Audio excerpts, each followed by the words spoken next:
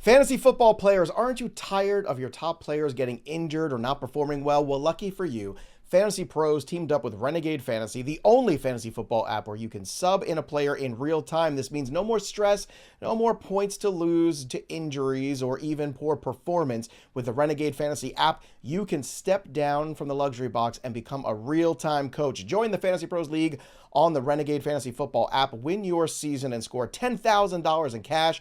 Are you ready to take your fantasy team to the next level? Join the Fantasy Pros League on the Renegade Fantasy app today. Go to fantasypros.renegadefantasy.com. That's fantasypros.renegadefantasy.com. And now back to the action. Welcome in everybody to Fantasy Pros. You know, every single season, some rookie shows up and wins somebody a fantasy league. And I'm here to give you some names with my two best friends, Jake Ciely and Scott Bogman. Jake Ciely, of course, from The Athletic, and Scott Bogman, one of the most athletic people I know. So ironically, those two things have converged here, and we're going to talk about rookies. And of course, these guys know what they're talking about. Scott Bogman, the host of our Dynasty Football podcast, and Jake Ciely has read a book or two about fantasy once in a while. So we are going to break down some rookies, some earlier ones that we really think you should be investing in, despite maybe some higher ADP. We think it might be worth it, and a couple late round gems too that might really turn the tide of your fantasy season. Before we get after it, just a quick reminder, if you're watching this video, and I know you are because you just heard me say that, drop your comments below, subscribe to Fantasy Bros, and you just might win yourself a James Cook autographed jersey. That's right, the Bills' own RB touchdown machine, courtesy of pristineauction.com. All you have to do is subscribe to the YouTube right here, Fantasy Pros. Drop your comments, like this video, and ring the bell till it goes ding for notifications. That's it. That's all you got to do, and that's how we'll alert you if you're the big winner of the James Cook jersey this month. All right, Jake, let's start with you here. Who is the first of your rookies that are going to make a huge impact in fantasy landscapes in 2025? So I didn't take the me-bound layup like Bogman did for this one. And then I also wanted to avoid two running backs I've talked about a lot recently, Marion Hampton and TreVeyon Henderson. So I wanted to be a little bit different because if people watch, of course, recent shows, I just talked up Hampton a lot. So I'm going to talk Tetairoa McMillan. And I know a lot of people are talking McMillan, but the reason I bring him up is that I might not be as high as some people, honestly, when you look at consensus. But the reason I think that you invest in him and why I say I'm okay if you want to take him inside the top 50, which is a tier 5 wide receiver for me. My tier 5 wide receivers goes from 22 to 36. If you want to take any of them first in that tier, I'm okay with it. If you want to push some down that you don't like, because the upside McMillan is, if Bryce Young looks anything like he did at the end of last year, if McMillan steps in and he is the talent that we saw in college and that warranted him being the first or second wide receiver off the board, depending on how you look at Hunter, if he walks into 130 plus targets, and actually, you know what, even if Bryce Young isn't as good as he was at the end of last year, if he's just middle of the pack, 130 targets, there's going to be value with McMillan pushing a top 25, even possibly top 20 wide receiver season as a rookie. So that's why I wanted to bring him up. One, to differentiate from some names that I've already brought up, but to say that while I might not be the highest on him, I'm actually okay with you taking him as a top 50 pick. Look, I think the volume's going to be there, and I could see him have a season very similar that people don't see coming that Brian Thomas had last year. I really can. Look, Trevor Lawrence was a little down in the doldrums last year. Bryce Young, I think people don't realize, really started to pick things up here towards the end. And I think Tet McMillan is a great volume play with upside for more. All right, Mr. Easy Peasy. You took the easy way out, but not really, because the guy you're going to talk about, you have to basically spend a top 10 pick on to get. And I think whenever we're dealing with rookies, you know, we've seen things blow up in people's faces before, like Clyde Edwards-Helaire, who back in the day got moved up to a top 6 or 5 overall. How dare you mention Clyde Edwards-Helaire with me and Jake on this show? In the same sentence of Jeanty. I'm not saying that. I'm saying people sometimes, not that he is anywhere close to the talent, but when people are making that kind of investment in a rookie and it goes wrong, it scares them off forever. Now, Jeanty, obviously, the kind of guy that you feel much better about making that investment, but it is a very hefty investment box. I mean, listen, there's a stat. We shouldn't get enamored with stats, especially stats that are ridiculous, right? But there's one for Jeanty I can't walk past, and it's 152 missed tackles forced last season. Yes, he played in the G6 at Boise State. Not the premier, not the premier division in college football, but the record before his 152 last season was 104 by Bijan Robinson. And I think Cam Scadaboo put the only other 100 missed tackle forced season up last season as well. So, these are ridiculous numbers. This guy is going to come in and change the entire aspect of the Raiders offense. He's going to come in and have 300 touches immediately. And to me, I think you can pick him as high as 7. I don't have him at 7. I have him at 12. So he's still a first rounder for me in your standard half PPR, fantasy league. But he's in a grip of guys to me that if he went at 7, I don't bat an eye. I'm not shocked.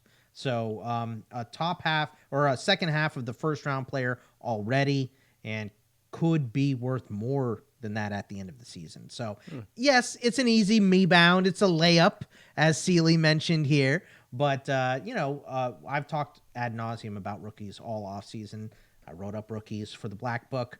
And I think we skip over Ashton Jeanty because he is so obvious sometimes. So I will say I made the joke, but also in the fact that I actually don't have Jeanty as a first rounder. Mostly, I'm concerned a little bit of the touchdown equity. I'm not concerned of the touches. I'm not concerned about the fact, I have him for mid-teen, 1,500 yards. I just have a concern of whether or not he's going to hit double-digit touchdowns. And partly because I don't know how much Geno is going to throw to him consistently, especially in the red zone. So all that being said, I have him a mid-second round, mid-upper second round. And I think I made the joke, but I think it's interesting is you're either going to be with Bogman and get him, or if you're just slightly under, as you said, 100%. Joe, you're just not going to get him if you're slightly under. Yeah, listen, Jake, it's fine. You can be slightly under 397 touches, 2,739 yards and 30 touchdowns that he had last season. Obviously, the NFL much harder than the Mountain West.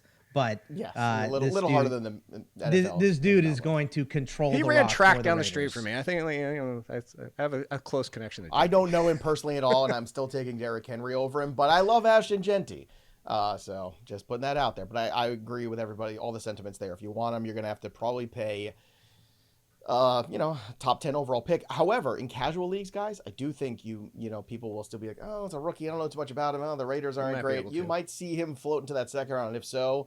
Yeah, he's available in the second. Smash that pick. McCaffrey will go ahead of him in casual drafts. I'm telling you right now. And a lot of the picks are wide receiver in front of him for me, not necessarily running backs. That's fair too. Nico Collins, Brian Thomas Jr., a couple of those guys. Absolutely. That's why I have him at 12, because I have more wide receivers in front of him. All right, let's get back to Jake with another name here on the list. It's a Patriot too. I love when Jake has to talk about my Patriots. TreVeyon Henderson, who has finally brought some explosiveness to a Patriots offense that desperately, desperately needs someone athletic to play football for them. Yes, they do, and we've seen them get talked up already, and I made the joke about talking about Henderson again, but it's been a while, so I thought I had to bring TreVeyon Henderson back and say that the reason I was high on him, and Joe knows this, because I think you and I were the one that talked about him about a month ago when I was on this network talking about Henderson, is that I don't need Henderson to have 250 touches. I brought up the fact that the last running back that finished as an RB1, not getting 210 touches, was some guy named James White in this backfield under McDaniels. And what is Henderson? All of those things. So I think if you look at Henderson, I would love if he got 250 touches. I think he could. I don't think the Patriots will give him that, mostly because why risk the injury of what we've seen coming out of college, but also they have other pieces to use back there, but he'll be used in the valuable aspect, half and full point PPR, the pass catcher. By the way, I don't know if you guys heard, great pass blocker. He'll be out there on the field for at least half, if not more, of the touches. And again, the more valuable touches that we want in fantasy, where I think people are like, well, what happens if he gets to the goal line? You tell me Stevenson, Gibson, and Henderson, I'm still turning to Henderson when we get to the goal line. So I think that he's a great value at RB. I have him RB20, and he's pushing the top 50 for me. Make sure you turn to the draft simulator to get all your mock drafts going right now. Rock out with your mock out. Master your draft strategies by testing it out in minutes using our draft simulator. The draft simulator allows you to practice fun, realistic, quick mock drafts over and over and over again under your picks. Redo things, start over until you get the perfect team and the perfect strategy. Sync your leagues for free and try today at fantasypros.com/mock or download the Fantasy Football Draft Wizard app. Number 2 on your list, Scott Bogman. What a surprise. It's a guy from a college, what was it, Texas, I believe is the college? Well, listen, my guy Matthew Golden enters a great situation here in Green Bay. That's why I put him on this list. I mean, you go back to last season and know that it was just a crazy, wacky deal in terms of the percentages they use these wide receivers. I mean, Jaden Reed was like under 60% snap share in 6 of the final 9 weeks of the season. He's their best wideout. Romeo Doubs, didn't he get suspended for a week for being a crybaby? And then he had concussions after that. Christian Watson's out for the season. Dontavian Wicks didn't hit like we wanted last season. And you take all of those little things in this wide receiver room in Green Bay, and you go, okay, well, Jordan Love also was hurt week 1 last season and was not at 100% for the rest of the year. I think you take those, you see them spend a first-round pick on Matthew Golden, who is a guy, Fitzy and I have gone back and forth on him because he's a Packers fan, doesn't really like Matthew Golden, though. A lot of those analytic numbers talk about how he was a late performer at Texas. He wasn't as good at Houston. I'll disagree with that. He wasn't great at Houston, but I thought Donovan Smith was a decent quarterback and maybe going to get drafted before that. He got benched last year at Houston without Matthew Golden, and Quinn Ewers looked awesome at times with Matthew Golden. And obviously you watched him in the playoff. And I love Golden. You know how I feel about Golden. And you couldn't... Joe wouldn't shut up about Matthew Golden. But to me, shut up about him all year, and then at the end in that big game, I was like, "Look, when you show up in those big games and those big moments, to me, that's the guy who was like, okay, that's NFL." He caught the game tired. Back. Scott, let's talk about what you and I did at the draft. He's got a lot of makings of Jeremy Maclin. Remember Jeremy Maclin for a time? Like, I think the downside is if he turns into Nelson Aguilar, which could happen. Oh, I don't but think like the upside is the Maclin situation. But I think, this team is looking for a passing identity. We know the identity of this offense is to run the ball. Josh Jacobs, obviously, is going to be the main guy there. Tucker Kraft's on the field a bunch. I love Tucker Kraft for this year as well. He's guaranteed to be on the field, where this wide receiver core is not. But I think when you invest a first-round pick in a guy like this, he's going to add so much juice. And he improved his contested catch number last year at Texas as well. I just think this guy keeps getting better at each stop. And I think he's going to be awesome in Green Bay this year and has potential to be a number 1 wideout for them right now. Especially if Jordan Love is healthy this year. I think Jordan Love health was just not there. It was not there from week 1 at the end of that game all the way through the whole year. All right, one more guy here on each of the lists here for Jake and for Scott. And this one's going to be a little bit deeper outside that top 100 here. And oh my goodness, my eyes deceive me. Jake Ciely, not one, but two Patriots we're going to talk about. Let's go. We actually talked about him on the mock draft that we did together, and with Welsh, somebody who just hates life apparently. But as a call out to that show, I will say the Kyle Williams thing is to go back to the draft. This is how things can change, and I think there's opportunity to change even within a short span. Is I likened him to kind of like Marquez Valdez-Scantling or Zay Jones, where big deep threat.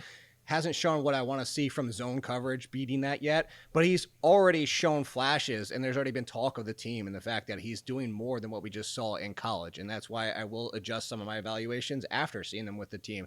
And I look at this team and I say, who can be the number 1? Washed up Stephon Diggs, who we're hoping he's 100% healthy. I think he's more of a potential number 2, kind of similar to Shakir with the Bills at this point, to go back to his Bills days even. But I think that's the range of him, where if I'm going to shoot for upside at the end of the draft and somebody who could take off on this team who has a big downfield threat and is already showing rapport with May to hit the intermediate, which that's the area of his game that I think is lacking. If he adds that, and he becomes even the number 2 and Diggs is the 1. The number 2 for a free pick who could put up top 36 value. I have him as wide receiver 49, 111th overall. Again, 111th, but he's going outside the top 150, Joe, which is just insane. Yeah, look, he creates separation too from the corners. That's an important thing. You got to win there. Bogman, your last guy, and it's funny because the one you're going to talk about, it's not very often you have a quarterback go number 1 overall and we're not just kind of falling over ourselves to draft him. I almost feel like he's not... I thought about him, and then I saw Bog's list. What's funny is I almost picked Kyle Williams, who I drafted. But it's kind of crazy when you think about it, right? Cam Ward, number 1 overall, and yet we're all just kind of like, okay, yeah, great. And I understand Tennessee's not exactly a hotbed of developing quarterback play, but at the same time, especially in Superflex leagues, this is a guy that has at least potential. Certainly a serious kid, very committed. He's got some talent. He's got some stats. So Cam Ward, let's talk about him, Boggs, and how he could impact fantasy seasons in 2025. Yeah, I'm going out on a lot of limbs, right? I have 2 guys drafted inside the top 5 here. But look, with but going well outside the top 150. That Travis Hunter kid might be good. Look out. That's right. That's right. Look out, everybody. These players are good. Look, Cam Ward has already been in 3 different situations in 5 seasons in college, right? Incarnate Word, Washington State, and then Miami, and he improved at each level. He improved his play at Washington State. Obviously, he jumped up a huge level at that point, and then going from what was left of the Pac-12 to the ACC was a huge jump, and he was awesome last season in college. He led the country in all kinds of different stats. He led the nation in passing touchdowns, 10th in completion percentage, 2nd in passing yards, 4th in big time throw percentage, a PFF stat, 2nd deep ball pass grade from PFF as well. He was good. He was so good. And also, they passed the ball deep a lot in Tennessee last season. Calvin Ridley, one of your better deep ball wide receivers, pairs perfectly there. They added Restrepo, who wasn't even good enough to be drafted, and Cam Ward made him look like a draft pick last season. They have talent at the tight end position. Both of the running backs can catch, and they fixed this O-line in the offseason, and the defense sucks. So it's the same situation that they're in Carolina, right, where it's Bryce Young and Tet McMillan, and they should be passing the ball a lot. I think we're going to see a lot of the same from Tennessee as well, because the offense is light years ahead of the defense right now. So I feel like Cam Ward is in the catbird seat. There's no one pushing him at all. Will Levis just had surgery and is out for the year. So I think Cam Ward is the guy. He is, him and Jeanty, we both don't talk about because they're almost taking his guarantees. And one was a number 1 overall pick. One is already like a borderline first rounder in Jeanty. So we don't talk about them that much. So I just wanted to take this time. Like you said, Joey, we don't talk about the number 1 overall pick a bunch. Maybe we should a little bit more. There you go. Who is your rookie that you think is going to win a fantasy league for somebody this year? Drop those names below, because when you do, you could win yourself a James Cook jersey when you subscribe to Fantasy Pros. We're trying to get to 300,000 this year. Ring the bell till it goes ding. Like this video. That's all you got to do, and that James Cook jersey can be yours. Great stuff, as always, from my 2 friends here. That'll do it for us. But the story of the game goes on for Jake and Bogman. I'm Joey P. We'll see you next time, kids.